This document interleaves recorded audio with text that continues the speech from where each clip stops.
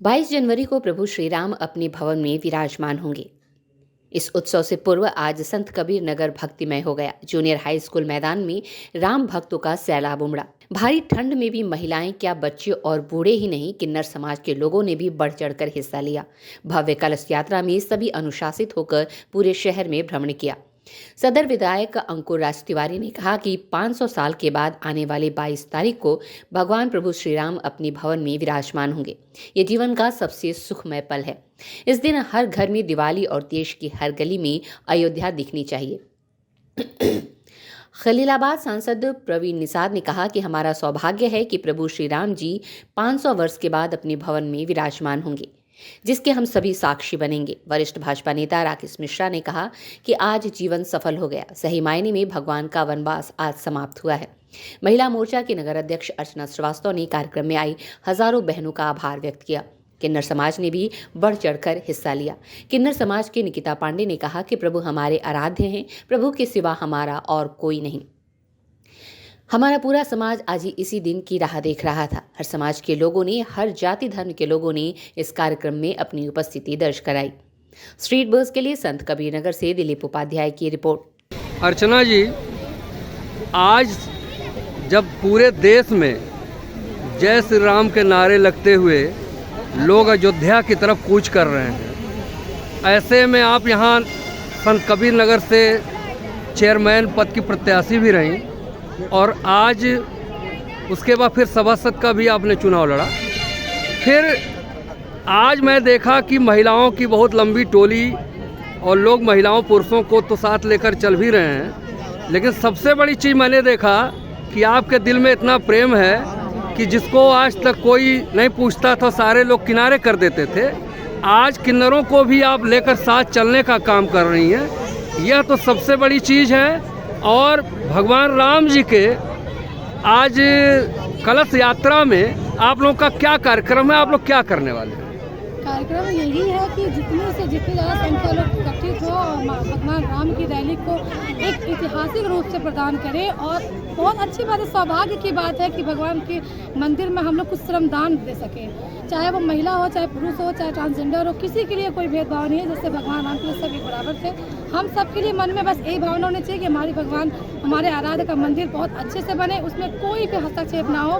इसलिए हर एक समुदाय के लोगों को इसमें शामिल होना चाहिए, चाहे सिख समुदाय के लोग हो, चाहे ट्रांसजेंडर समुदाय के हो, चाहे किसी भी कास्ट जाति के लोग हों। भगवान राम सबके दिलों में बसते हैं। उनकी रैली को शोभित करने के लिए सभी लोगों को आना चाहिए। मैं आग्रह करती हूँ। धन्यवाद। जैसा कि आज भगवान जी का ये भव्य शोभा यात्रा है, इसमें तो आप पूरी भीड़ के साथ आप निकली ही हैं। क्या इसके बाद भी आप राजनीति में भी इन लोगों को कोई स्थान दिलाएंगे? बिल्कुल स्थान दिलाऊंगी। ये सब कहने वाली कोई बात नहीं है कि स्थान दिलाना, ये खुद हकदार है। भारत में रहने वाले हर एक इंसान का हक होता है, क्योंकि ये भारत वर्ष ऐसा देश है और हमारे प्रधानमंत्री मोदी सबको लेके चलने वाले हैं। तो इसमें किसी को कहने की बात नहीं है आरक्षण मिले या ना मिले, सब अपने हक से जी रहे हैं, सब अपने हक से काम कर रहे हैं। तो हम लेके चले या हमारा समाज लेके चले। हमारे मोदी जी पहले ही कहते हैं कि सारे लोगों को एक तराजू में तोलना है, तो चाहे हम महिला हो, चाहे पुरुष हो, चाहे हमारे इस समाज के लोग हो, सब लोग एक बराबर हैं। आप संत कबीर नगर की इस धरती पर इस भव्य शोभा यात्रा में आई हुई, आपको कैसे प्रेरणा मिली और कैसे आप इस धारा से जुड़ी हैं?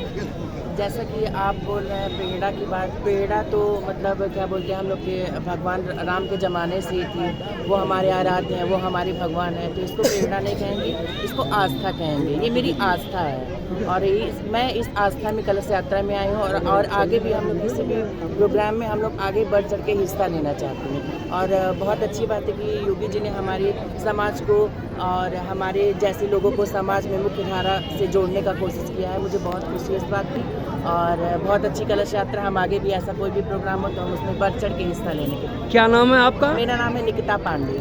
क्या आप और भी इस तरह के कार्यक्रम होंगे तो अपने समाज को जोड़ने का काम आप करेंगे? बहुत मुझे बहुत खुशी होगी कि मुझे समाज की मुख्य धाराओं से जोड़ा जाएगा, मुझे समाज में एक स्थान मिलेगा, एक जगह मिलेगी, मुझे बहुत खुशी होगी।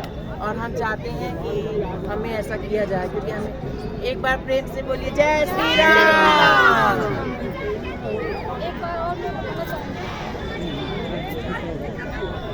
जी, एक बात कुछ- और बताना चाहूँगी कि हमारे संत कबीर नगर के तो बहुत सारे लोग इकट्ठा हैं ही, और हमारी दूसरे प्रदेश से, बिहार प्रदेश से आई हुई है हमारी भाजपा की महिला कार्यकर्ता, जो भगवान के राम की रैली में, शोभा यात्रा में शामिल होकर एक उल्लास से आई हुई है। जरा इनकी बातों को कुछ रखा जाए। आप कहाँ से आई हैं? बिहार से आए, मुजफ्फरपुर से। मुजफ्फरपुर महिला से? समिति के हैं, जी। अध्यक्ष है।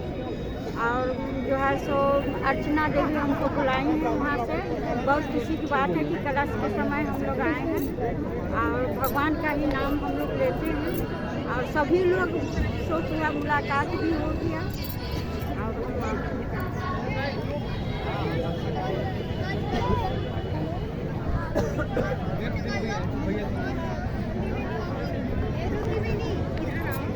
साल बाद प्रभु श्री राम अपने भवन में जा रहे हैं, तो इसका जो उत्साह है ये पूरे समया नगर, समा माता नगर, संत कबीर नगर में इसका एक उत्साह जन सैलाब देखने को मिला है। उसी सब कार्यक्रम में हम सब लोग भी थे, और ये उत्साह का विषय है हम सब के लिए कि प्रभु श्री राम 500 साल बाद अपने भवन में आने वाली 22 तारीख को जा रहे हैं।